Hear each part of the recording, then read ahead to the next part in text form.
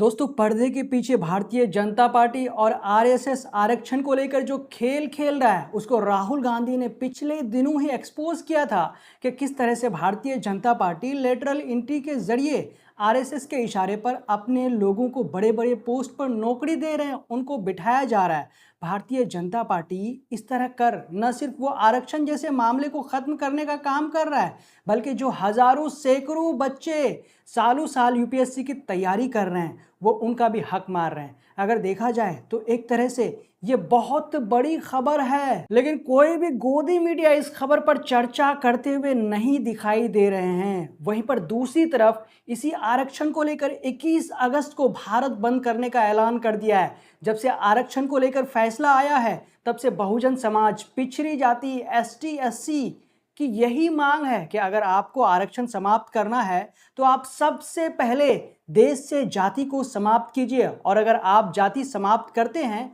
तो हम फिर खुशी खुशी आरक्षण के इस फैसले को स्वीकार करेंगे। इसी कारण आरक्षण को लेकर देश के एससी एसटी 21 अगस्त को भारत बंद का ऐलान कर वो शांतिपूर्ण तरीके से प्रदर्शन करने का ऐलान किया है।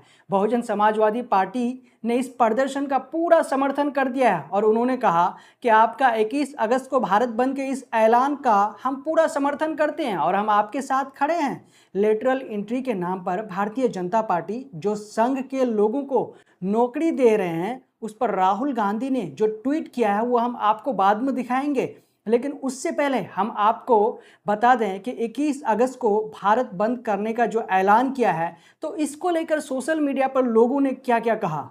हंसराज मीना लिखते हैं कि 21 अगस्त को आरक्षण और संविधान बचाने की लड़ाई है। हैशटैग 21 अगस्त भारत बंद रहे। वहीं पे उन्होंने एक पोस्ट किया, उस पोस्ट में उन्होंने लिखा है कि जिन लोगों को लगता था कि बीजेपी आरक्षण खत्म नहीं करेगी उन्हें यूपीएससी द्वारा जारी लेटरल एंट्री भर्ती का विज्ञापन देखना चाहिए। 45 पदों में एससी एसटी ओबीसी वर्ग के लिए एक पद भी आरक्षित नहीं है।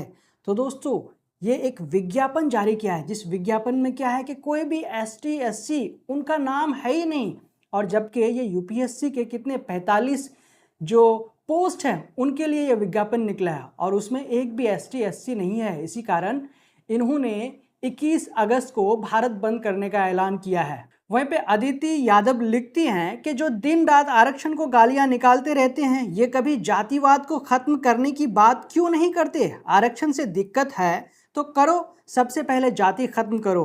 तो दोस्तों, सीधे सीधे क्या कह रहे हैं कि ठीक है आरक्षण का हम समर्थन करेंगे, लेकिन आप जो ये जातिवाद के नाम पे जो ढिंढोरा पीटते रहते हो, जो जातिवाद है देश में समाज में, तो सबसे पहले आप इस जातिवाद को समाप्त कीजिए, इस जातिवाद को ख़त्म कीजिए।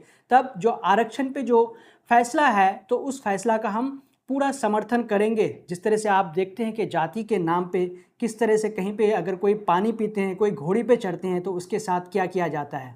वहीं पे और एक यूज़र लिखते हैं कि समाज जब उठ खड़ा होता है तो नेताओं की ज़रूरत ही नहीं रखता। 2 अप्रैल 2018 को भी समाज सड़कों पर और नेता घड़ों में पड़े थे।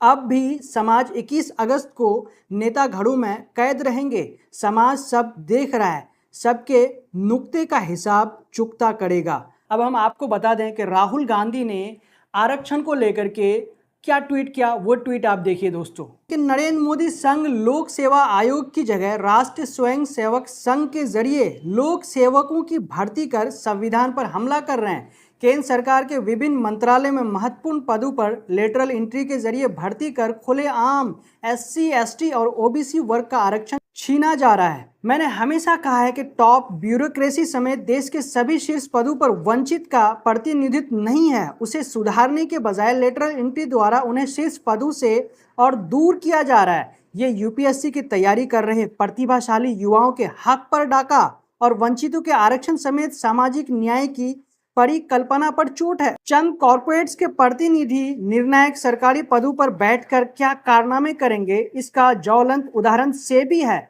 जहां निजी क्षेत्र से आने वाले को पहली बार चेयरपर्सन बनाया गया। प्रशासनिक ढांचे और सामाजिक न्याय दोनों को चोट पहुंचाने वाले इस देश विरोधी कदम का इंडिया मजबूती से विरोध करेगा। आईएएस का निजीकरण आरक्षण खत्म करने की मोदी की गारंटी है। तो दोस्तों, इस तरह से आरक्षण को लेकर के राहुल गांधी भी आवाज उठाने का काम किया और उन्होंने सीधे कहा है कि इंडिया जो गठबंधन है इसका विरोध कर रहा है और विरोध करता रहेगा। उनका जो हक है उसका हक उसे मिलके रहना चाहिए। तो दोस्तों इस न्यूज़ में फिलहाल इतना ही। जब तक के लिए हम आपसे लेते हैं इजाजत। अगर आपने अब तक हमारे चैनल द ट्विस्ट को सब्सक्राइब नहीं किया तो प्लीज सब्सक्राइब कर दें और साथ में बेल आइकन को दबा दें। जय हिंद, जय भारत।